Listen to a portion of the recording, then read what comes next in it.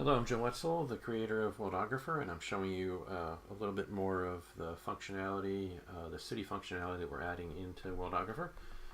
This video should be coming out right around the same time that we're making the initial release of that functionality. What you see in front of you is an already generated city. This was not changed at all by me after pulling up setting up the initial settings, and I'll show you that screen in a moment. But here on the mini map you can see where we are. We're kind of in this near this central intersection. The way our city generation works is we kind of have two main roads that meet at a certain point, and that serves as the city center, and that's what you've got right here. What we've done is we've got a dense, one of the things that a lot of people have asked for is to have a dense way of placing the buildings, put them down so that they're right adjacent to each other, and that's what we've done here in this central section. There's a checkbox for that, and once you get out a little bit, it doesn't try to go quite so dense, but you can see that there. All these things were full map editor, so you can actually, if I scroll this over a little bit, I've kind of made my window a little bit smaller so that it just shows better. But all of our icons here are things that you can move around, delete, whatever, and that'll let you know we're full map editor, I guess is my main point there, so that you can add new things as well. If you wanted to pick another building type, those are some modern ones that we have in the system, but if we wanted to pick another building type and plop it down, we can do so, and you can then select it and drag it around a little bit to get it into position.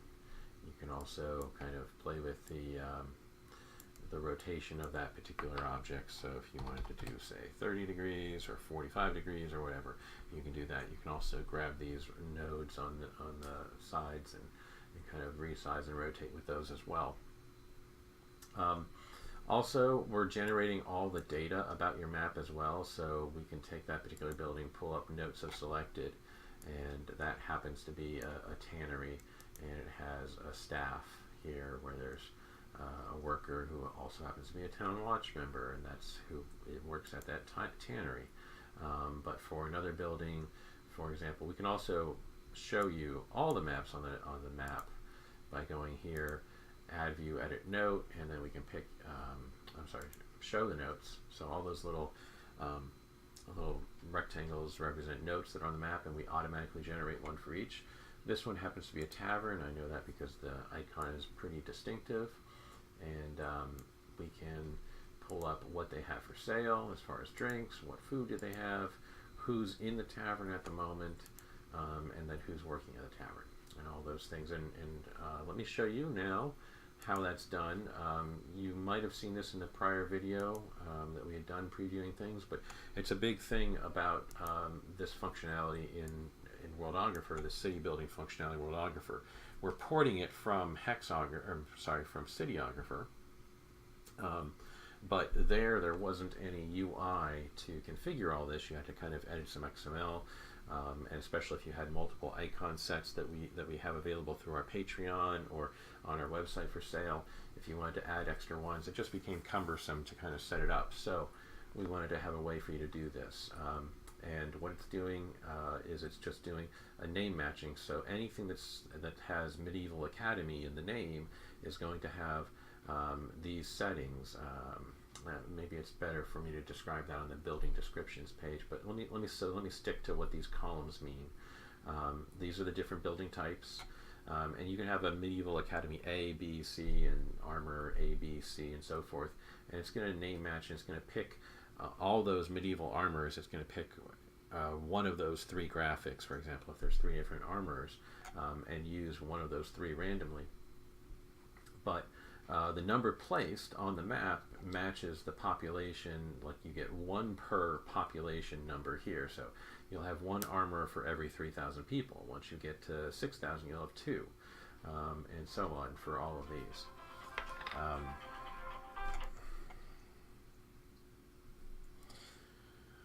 Pardon me. So then the on-road column just tells us, hey, can it be placed kind of anywhere? It doesn't need to be on the road. Isn't a farm isn't really used at the moment, but you can check those boxes in case if we use that for the placement algorithm. The placement also, the placement and distance, these two columns power where the buildings can be placed. You might have some things that you want to place in the center of the city, like major establishments, and some things that you don't want in the city, something that might be particularly smelly, like the butcher. Maybe you're going to make sure any butchers are further outside, and that sort of thing. The distance is the number of hexes away, and I'll turn on the hexes in a moment so you can see what the scale is. Dense is no longer used. There's a checkbox for that on the city generation screen, or on the dialog. But maybe we'll use this in the future at some point. We'll see. And then remove just allows you to remove that row. You can add a row here, and loading and saving configurations. I'm going to show you in a minute. Close and apply, as you'd expect. But let me jump to the next tab here. And so, for example, the armor. This powers that screen that I showed you a short time ago as far as the price list that a particular store has, or the staff that are working there. All of that comes from this information here, and so you pick the building type that you want, you can add a new type, you can clone a selected type, and so forth. And so this is what they have available for sale, what their prices are, the chances that they have that available for that particular item in this particular store. If they have it, what's the maximum that they might have available? And so you can fully edit that. You can add more rows of more armor types, for example, or more remove rows. You've also got a person table, which is going to power some of those other tabs that are about people.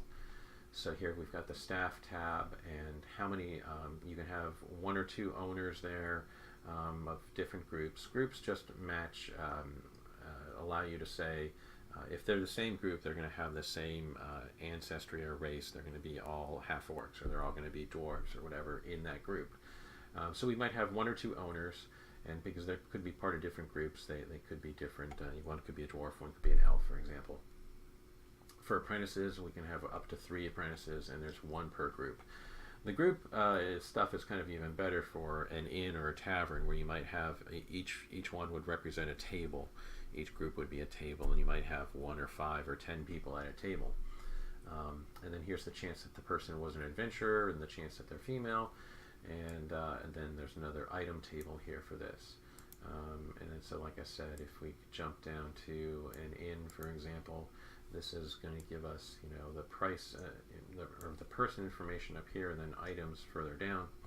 But as far as patrons go, you can have between 2 and 10 groups, and 1 to 10 people per group, and so on. So this is pretty powerful, because then this means that every building placed on the map can have all that customized information, and it's doing a pattern matching, a name matching kind of thing. So right now we have an inn. Anything that starts with, or anything that contains rather the word inn, any structure that contains the word inn is going to use this data. Now, if you have something more specific, like you want to make your dwarven inns differently, then you can clone a particular inn. I mean, you can clone the currently selected thing, which in this case is an inn, and then we can say that we want this to only match the dwarf inn. And so any buildings that are keyed with dwarf inn will then use our new settings that we can set up here. I'm actually going to load a configuration because I want to show something a little bit different. Here we can keep or clear the prior data. We're going to clear it because we're going to go to something modern. So we just got a file dialog there, and then it says reload that config dialog to see the changes. And so now we've got a modern bank. And so these are the things that are built into the tool. We have a separate modern pack with like 200 or so icons as well that are specifically modern. We also sell a science fiction pack, a western pack, a post-apocalyptic pack, and then another fantasy pack. and a medieval pack. And the difference there is fantasy has all of your specialty races and so forth, dwarven things and elven things and stuff, and medieval is kind of more somewhat more historically based, where it's kind of more just your classic medieval. So we're going to close that now, and now we can go ahead and pull up a new map.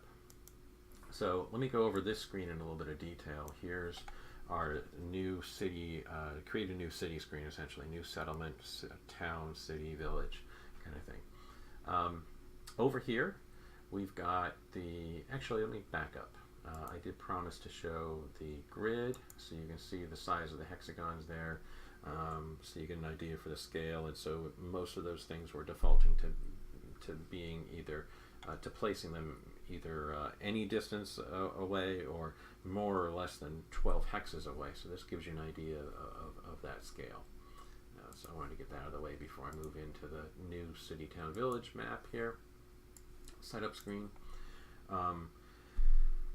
And what we've got here is, this is just the size of your map, and the key thing here is just the number of hexes high and wide. And so if you've got a larger map, you want to have many more buildings, you've got a larger population, you're going to have a larger map. This is good for a map of 5,000 or so people. That's what you had seen develop there. Although if you're going to have a large coastline, if you're going to have a city wall, these things impact how many buildings you can kind of place, or how many buildings look good. And so you can just try it, because you'll see that this will generate a new city map for you within a minute. So hey, try some settings.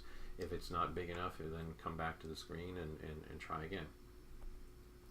So that's the hexes wide and high. That's the overall size of the map. But the hex width and the hex height are just kind of, here we're just setting the defaults. This is something that you can always change, and you can zoom in, zoom out, and so that's not really as important. I should say though that if you also have the Worldographer license, you'd be able to expand the map size, the number of hexes wide and high. You'd be able to expand that if needed, or contract it as well.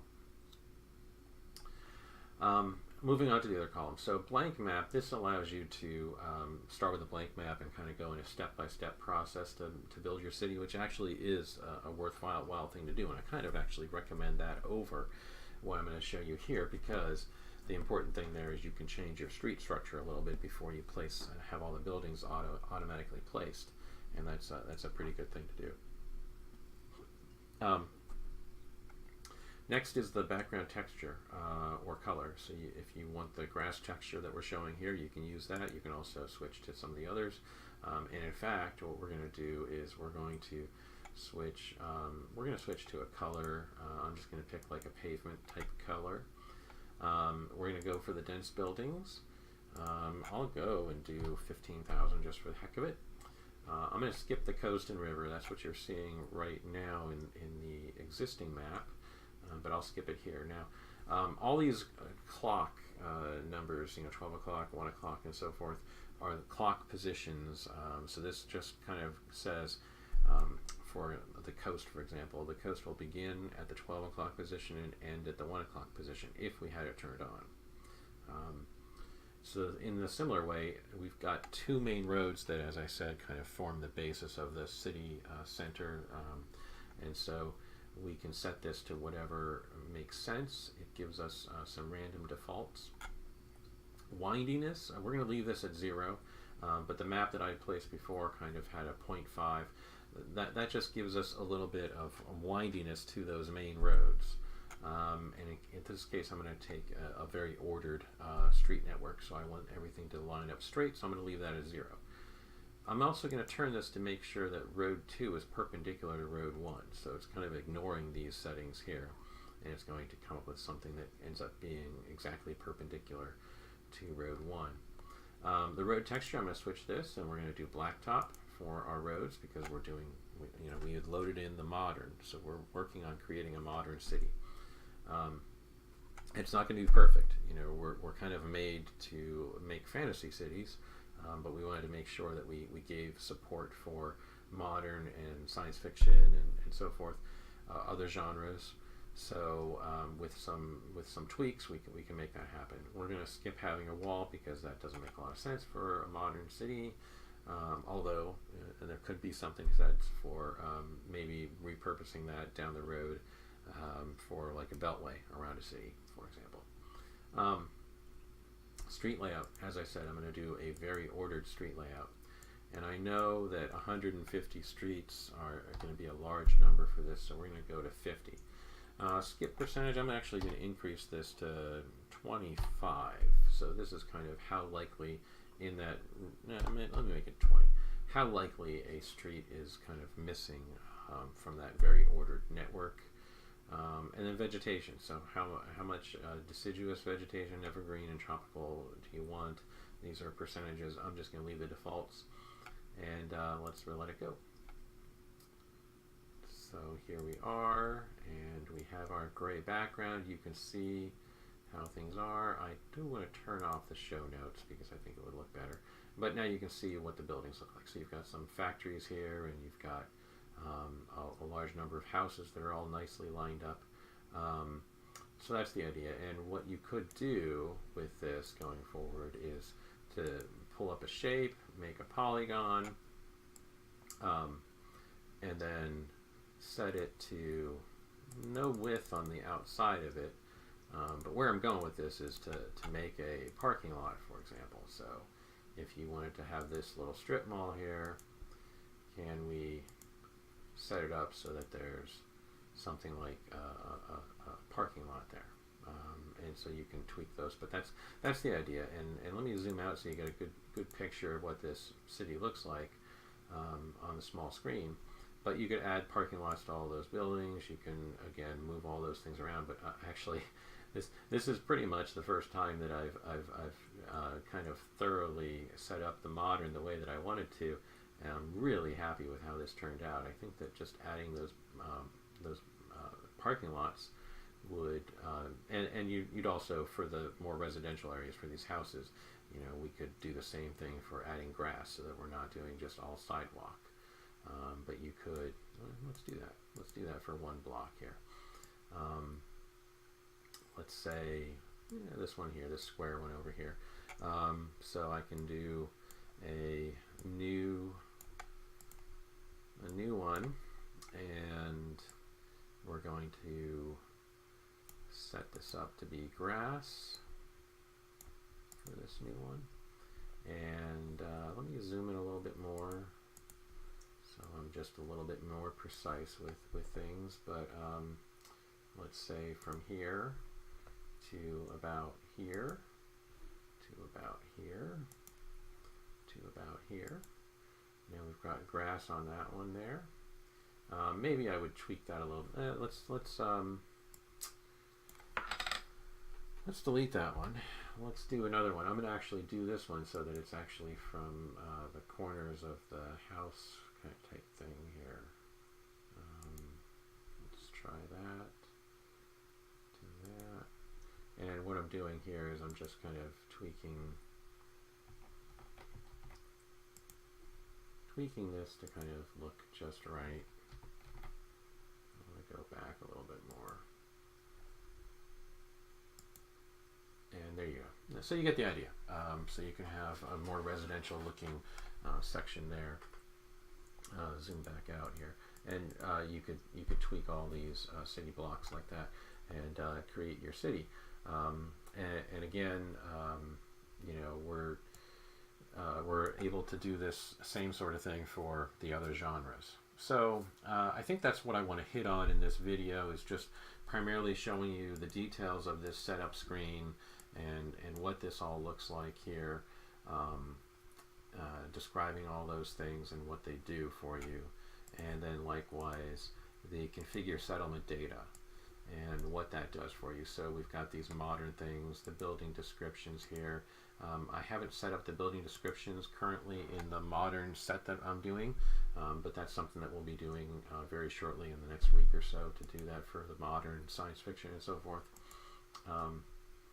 So those other settings need to be changed for modern, and then build out the science fiction one and so forth. But I hope you like it. We've been working really hard. It's a lot of geometry that I've had to kind of relearn from high school, if you will, to get your building placement correct. Even though we had that functionality in Cityographer, it's something that I needed to look at again and kind of revise to the new graphics package that Worldographer uses. And likewise to make sure that, you know, rivers don't, or streets don't cross rivers too often, and buildings don't get placed out in oceans and things like that. So I'm pretty excited to get this out the door to you all, and like I said, this video should be coming out at the same time that we are actually releasing that functionality. And good luck, and I hope you are able to make some really useful and really cool looking maps.